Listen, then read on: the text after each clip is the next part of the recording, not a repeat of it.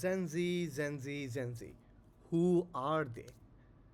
According to research group 1995 to 2010, they're Gen Z.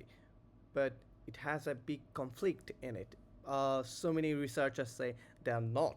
So stop. Don't thinking about your Gen Z if you're 1995. But who were born in 1997 to 2012, they're Gen Z. So if your age today 13 to 28, you are Gen Z. If you cross 28, you are not a Gen Z, according to big research group.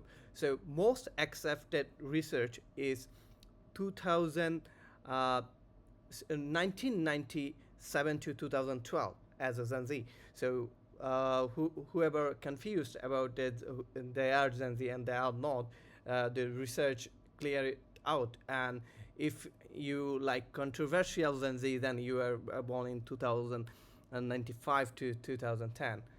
That's the controversial Gen Z. So, what about you?